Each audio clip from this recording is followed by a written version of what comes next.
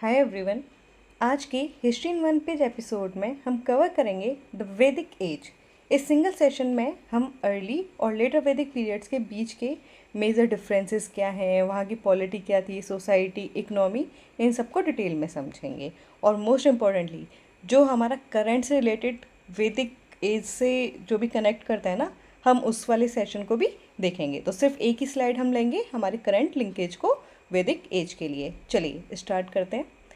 तो ये हमारा वन पेजर सीरीज़ है, जैसे आपको पता है। तो ये देखिए हमारी वन पेज में ही हमने सारी चीज़ों को यहाँ पे एक्सप्लेन कर रखा है। इसको हम अभी डिटेल में देखेंगे। ठीक है, ये देखिए कि यहाँ टाइमलाइन क्या है, कैसी इकनॉमी थी, इंपॉर्टेंट टर्म्स जो आपको याद रखने हैं। ठीक है, डिफरेंस क्या था अर्ली एंड लेटर वैदिक एज में, क्योंकि यहाँ से ना काफ़ी क्वेश्चन आते हैं आपका मेंस का, प्री का, मतलब इन दोनों में डिफरेंस आपको पता होना चाहिए। पॉलिटी कैसी थी, लिटरेचर क्या था तब, रिलीजन कैसा था। ठीक है, दोनों में ही, जैसे अर्ली पीरियड में, लेटर वैदिक पीरियड में क्या डिफरेंस था वो हमें पता होना चाहिए।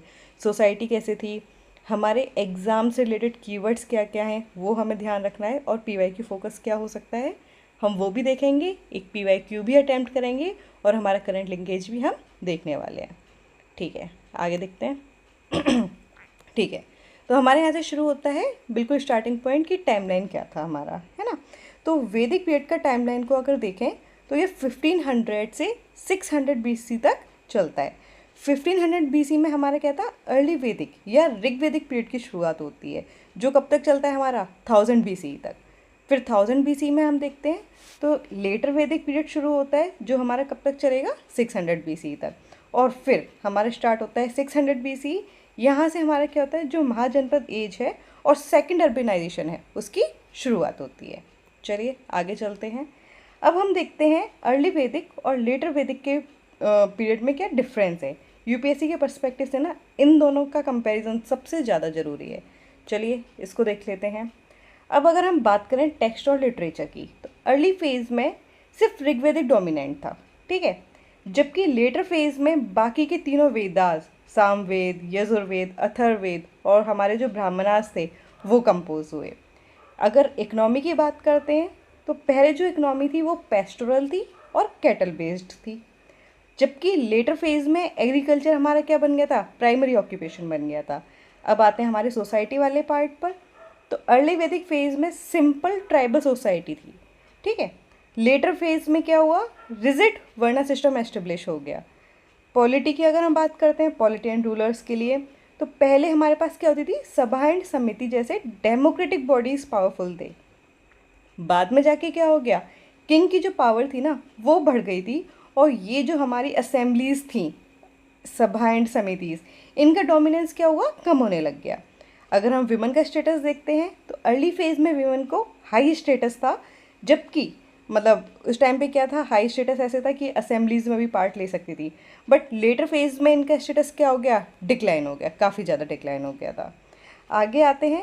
अब हम देखते हैं इकनॉमी कैसे थी।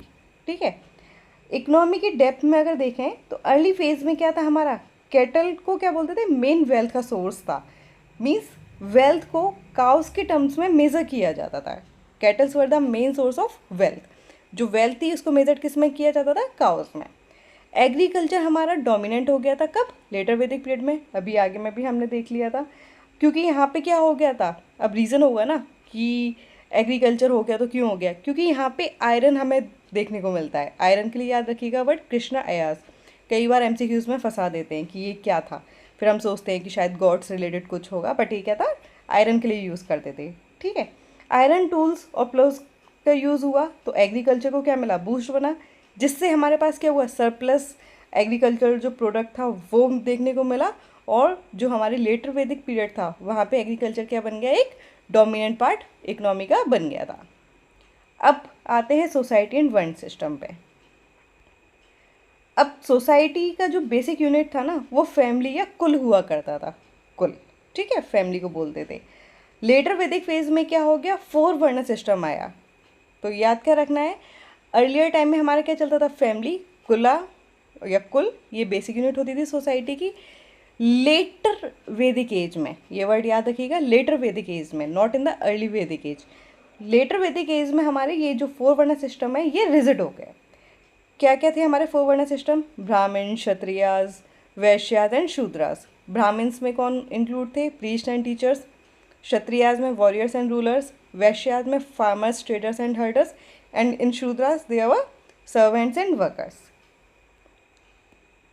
अब बात करते हैं हमारे पॉलिटी की एंड इम्पॉर्टेंट रिलेटेड टर्म्स। ठीक है, मीन्स पॉलिटी से जुड़े हुए वो डायरेक्ट कीवर्ड्स जो एग्जाम के लिए रेलिवेंट है, जहाँ से हमें क्वेश्चन सीधे देखने को मिलते हैं। जैसे राजन ट्राइब का हेड या फिर लीडर को बोलते थे। सभा क्या होती थी? Council of elders and elite people. याद रखिएगा, काउंसिल किसकी है? एल्डर्स एंड एलीट्स की।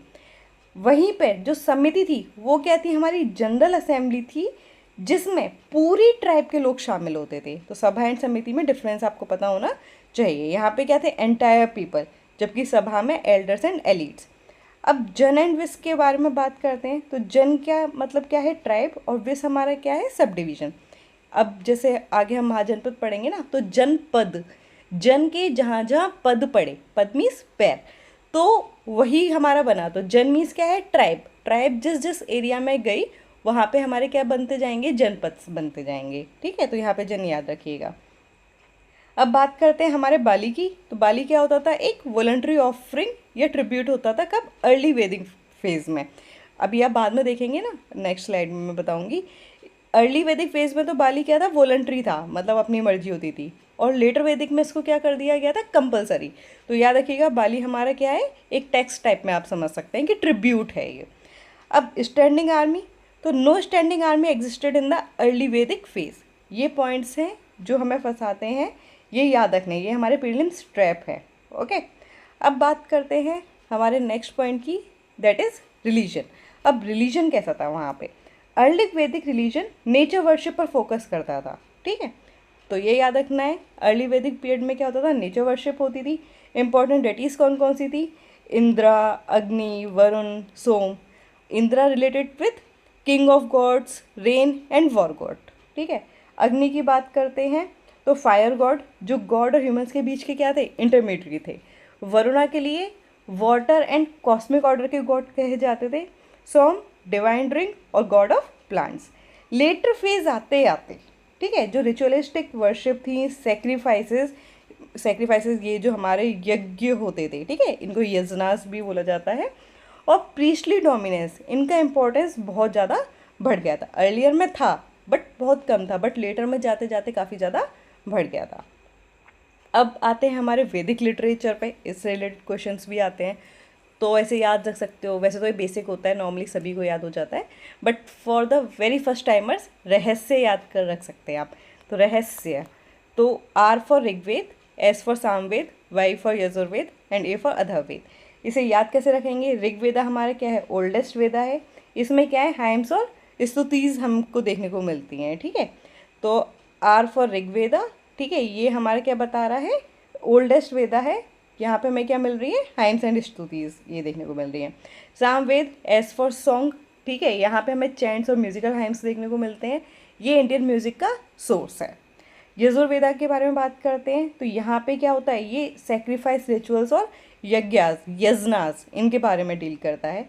अथर्ववेद, यहाँ पे हमें स्पेल्स, एवरीडे रेमेडीज़ और हीलिंग प्रैक्टिस के बारे में देखने को मिलता है।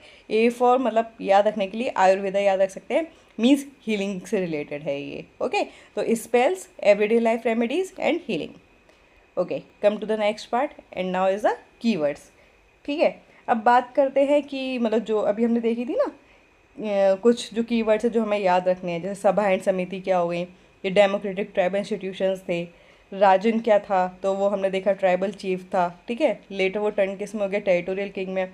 जन टू जनपद, जन मतलब वही ट्राइब एंड जनपद वो जो पूरा टेरिटोरियल आइडेंटिटी जो बनती जा रही थी।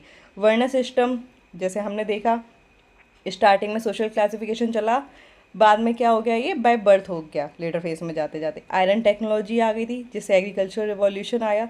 ऋग्वेदा हमारा क्या है? ओल्डेस्ट रिटन सोर्स है इंडो यूरोपियन लिटरेचर का। ओके, नेक्स्ट जो हमारे लिए बहुत इम्पॉर्टेंट और इंटरेस्टिंग भी लगेगा आपको, अभी हमारी रिसेंट की रिसर्च क्या है? वैदिक फेज से रिलेट करते हुए। ठीक है, तो मतलब ये हमारा सबसे क्रिटिकल पार्ट है जहाँ पे हम वैदिक एज से रिलेटेड रिसेंट जो आर्कियोलॉजिकल फाइंडिंग्स हुई हैं या साइंटिफिक डिस्कवरीज हैं उसके बारे में बात करते हैं। अब सरस्वती रिवर की क्या हुई है, मैपिंग हुई है। अब यहाँ पे क्या हुआ, इसकी सैटेलाइट जब इमेजेस निकाली इसरो ने, और जो हमारी सेंट्रल ग्राउंड वाटर बोर्ड है उन्होंने किया था साथ में स्टडीज़ इसको ना, तो इन्होंने स्टडीज़ में क्या देखा, वो था ना हमारा घग्गर हाकरा रिवर बेड, उसके नीचे अंडरग्राउंड वाटर चैनल्स कंफर्म हुए हैं। ये क्या प्रूव करता है कि ऋग्वेदा में हमारी सरस्वती रिवर का जिक्र है। उस सरस्वती रिवर को नदी तमा भी बोलते हैं, याद रखिएगा क्या बोलते हैं, नदी तमा। क्योंकि कई बार ये ना हिस्ट्री में ऐसे क्वेश्चन आ जाते हैं कि नदी तमा कैसे रिलेटेड है, तो याद रखिएगा सरस्वती रिवर को बोलते थे। तो यही हमारा क्या है, घग्गर हाकरा सिस्टम थी। मतलब पहले लगता था अच्छा मिस्टिकल है या नहीं है, बट ये वाली चीज़ अभी कंफर्म हुई है। तो ये हमारा ये वाली चीज़ को याद रखिएगा कि सरस्वती रिवर मैपिंग हुई है, किससे रिलेटेड है, घग्गर हाकरा सिस्टम से, और एंशियंट ऋग्वेदिक सरस्वती रिवर से ही हमारा क्या करता है, रिलेट करता है। ये वाला पॉइंट जो सिनौली यूपी एक्सकेवेशंस का था, अगर आपने लास्ट वाली सीरीज़ हमारी देखी है इंडस वैली वाली, तो मैंने ये वहाँ पर भी बताया हुआ था।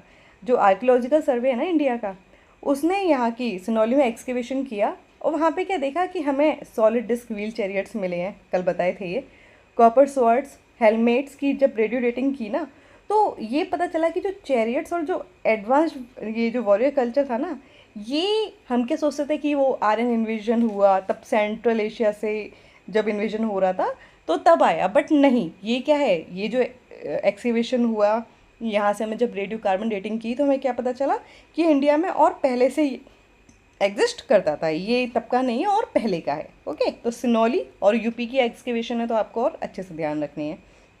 अब बात करते हैं राखीगढ़ी में डीएनए स्टडीज़ हुई है, ये भी कल बताया था, अगर आपने क्लास ढंग से देखी होगी तो आपको याद होगा।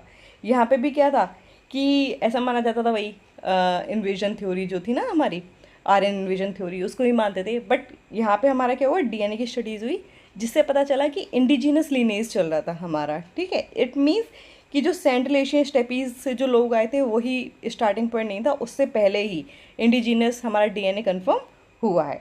अब नेक्स्ट जो लास्ट पॉइंट है हमारे पास अभी करंट से पढ़ने के लिए, तो आयरन एज का टाइम एंड पुश, तमिलनाडु में क्या हुआ है, एक किलाड़ी में क्या हुआ फाइंडिंग्स हुई थी। वहाँ से क्या पता चला कि आयरन जो है ना हमारा, वो अप्रोक्स 2172 BC का है। मतलब अब तक हम क्या सोचते थे कि 1000 BC से है, बट उससे क्या है, अभी काफ़ी पहले से आयरन का यूज़ शुरू हो चुका था। ओके, तो मीन्स ये हमारे इंपॉर्टेंट करंट से रिलेटेड पॉइंट्स हैं जिनको आपको याद रखना ही रखना है। चलिए आगे चलते हैं। अब ये है हमारा आज का रिवीजन चैलेंज। ठीक है, ये आपकी स्क्रीन पर है, इसे आप अटैम्प्ट कीजिएगा और अपना जो भी आंसर हो नीचे कमेंट सेक्शन में ज़रूर लिखिएगा। वीडियो पसंद आई हो तो लाइक शेयर एंड सब्सक्राइब जरूर कीजिएगा। See you in the next class.